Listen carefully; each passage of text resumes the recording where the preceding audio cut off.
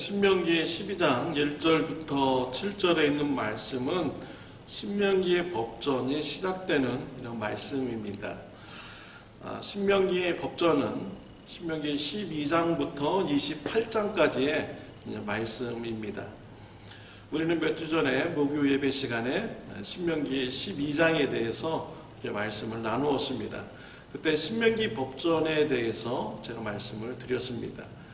신명기 법전 12장부터 28장까지인데 무슨 내용을 담고 있습니까? 세 가지 내용을 담고 있다고 했죠.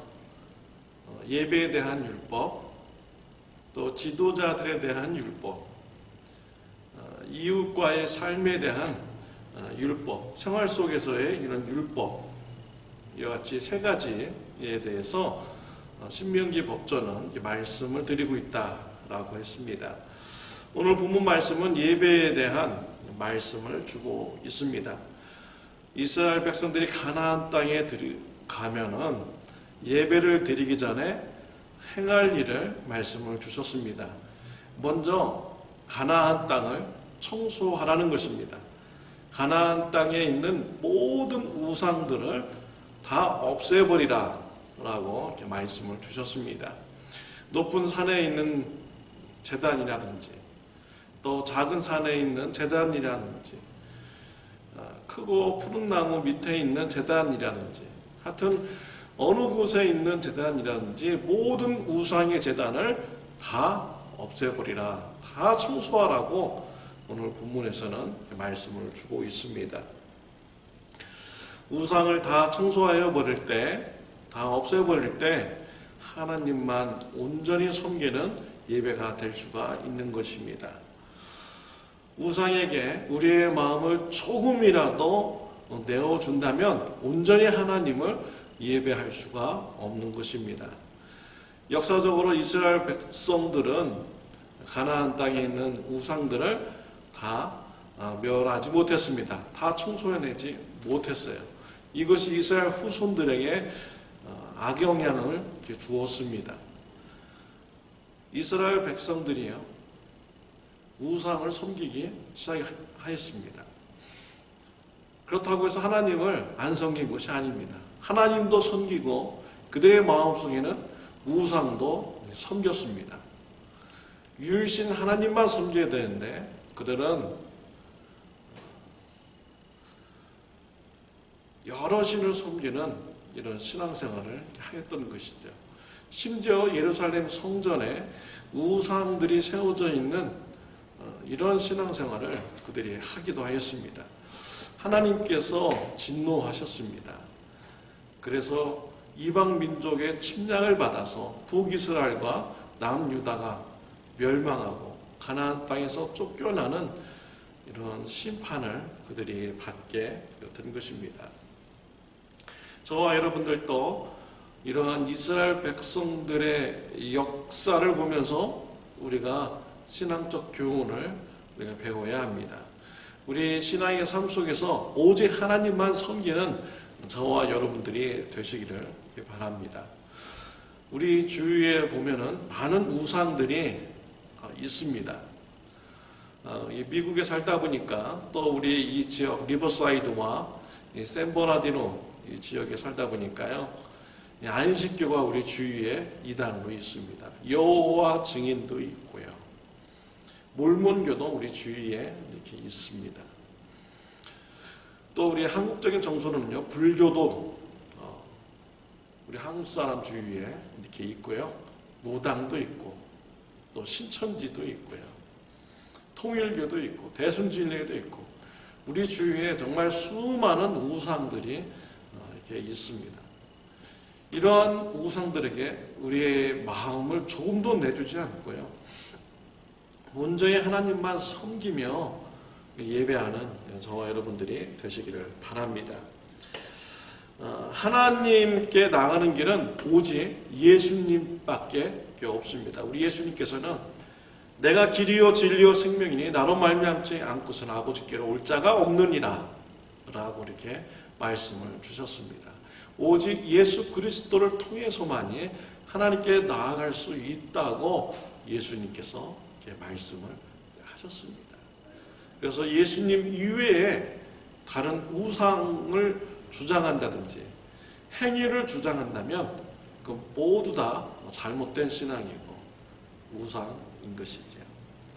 안식교에서는요, 안식일을 지켜야 구원받는다고 이렇게 합니다. 안식교 사람들한테 안식일을 안 지키면 구원받느냐? 라고 물어보십시오. 그들이 굉장히 당황을 이렇게 합니다. 안식일을 지켜야 구원받는다고 하면은 행위로 구원받는 것이죠. 예수님 십자가만으로는 부족하다고 그들이 말하는 것입니다. 예수님 십자가를 믿음으로 구원받는 뿐 아니라 부족해서 플러스 안식일을 지켜야 된다. 또 플러스 돼지고기를 먹지 말아야 된다. 이런 식으로 나간다면은 그것이 우상 숭배인 것이죠. 잘못된 신앙의 길로 가도록 그들이 우리의 신앙을 망치게 만드는 것입니다. 또 안식교에서는요, 조사 심판을 받아야 구원받는다라고 이렇게 주장을 하고 있어요. 안식교에 있었던 이상구 박사가 이것을 문제 삼았죠. 예수님을 믿음으로 구원받는데 무슨 조사 심판을 받아야 되냐, 잘못된 것이다 막 주장했다가 받아들이지 않아서 안식교가 잘못됐다라고 주장하고 이렇게 나왔습니다. 그래서 기독교로 이렇게 옮겨 이렇게 왔습니다. 예수님을 믿음으로 구원받는 것입니다. 요한복음 3장 16절에 하나님이 세상을 이처럼 사랑하사 독생자를 주셨으니 이를 저를 믿는 자마다 멸망치 않고 영생을 얻게 하려 하십니다. 오직 예수 그리스도를 믿음으로만이 구원받는 것입니다. 요한복음 5장 24절에 예수님을 믿으면 사망에서 생명으로 옮겼느니라 라고 이미 말씀을 주셨습니다. 예수님을 믿을 때 우리가 사망에서 생명으로 이미 옮겨진 것입니다. 예수님 이외에 어떠한 행위를 요구한다든지 다른 신을 주장한다면 모두가 우상이고요, 잘못된 길이고 우리의 신앙을 망치는 이런 길인 것입니다. 우리 삶 속에서요, 이렇게 종교적인 이런 우상도 있지만요, 또 재물이 우상이 될 수가 있습니다. 가족들이 우상이 될 수가 있고요, 성공이 우상이 될 수가 있습니다. 내가 하나님보다 더 사랑하고 더 의지한다면 그것이 곧 우상인 것입니다. 재물이요, 우리에게 영생을 주지 못합니다. 우리에게 영생을 주신 분은 오직 예수 그리스도의 길밖에 없는 것이지. 오직 하나님만 섬기고 예수 그리스도만을 통해서 하나님 앞에 나아가고 구원받는 귀한 축복이 저와 여러분들에게 있으시기를 바랍니다. 모든 우상을 멀리하고 청소하는 귀한 축복이 저와 여러분들에게 있으시기를 바랍니다. 또 오늘 본문에서는 예배의 장소는 오직 한 곳에서만 드리라 라고 하였습니다. 5절에 보면 오직 너의 하나님 여호와께서 자기의 이름을 두시려고 너희 모든 지파 중에서 택하신 곳인 그 계실 곳으로 찾아 나아가서 라고 했습니다. 택하신 곳에서 예배를 드리라 라는 것입니다. 택하신 곳이 어디입니까? 예루살렘 성전을 이렇게 말하는 것이지요. 솔로몬 성전이 예루살렘에 세워졌습니다. 왜 하나님께서는 택하신 곳에서만 예배를 드리라고 했습니까?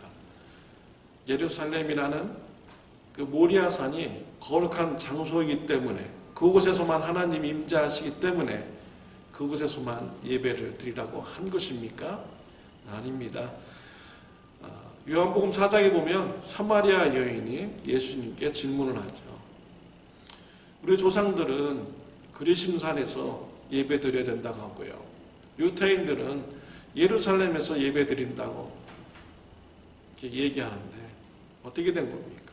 우리 예수님께서요, 장소가 중요하지 않다고 말씀하셨습니다. 하나님은 예배하는 자들을 찾으신다고 했습니다. 영과 진리로 예배를 드리라 라고 예수님께서는 가르침을 주셨죠.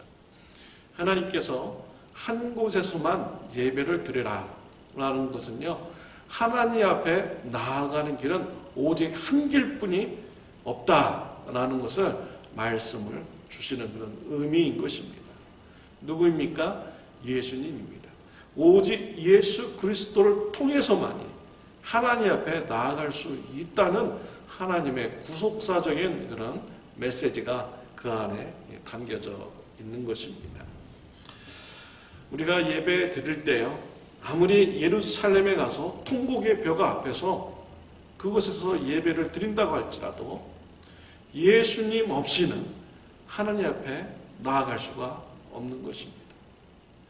그러나 우리가 작고 허름한 아주 소규모의 사람들이 모여서 예배를 드릴지라고 해도요, 예수 그리스도를 믿는 믿음으로 붙잡고 우리 하나님 앞에 예배 드리면 하나님께 나아가는 성공하는 예배를 드릴 수가 있는 것입니다. 하나님 앞에 나아갈 수 있는 길은 오직 예수 그리스도밖에 없는 것입니다.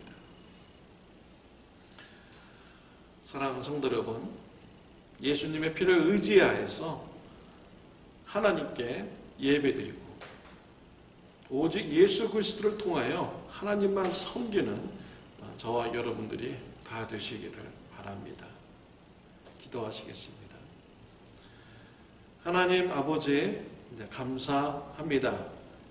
우리 삶 속에서 오직 예수 그리스도만 붙잡고 담대하게 하나님 앞에 예배드리는 저와 우리 성도님들 되게 하여 주옵소서.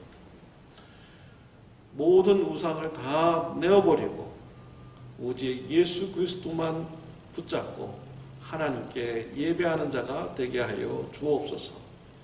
예수님의 이름으로 기도드렸습니다. 아멘.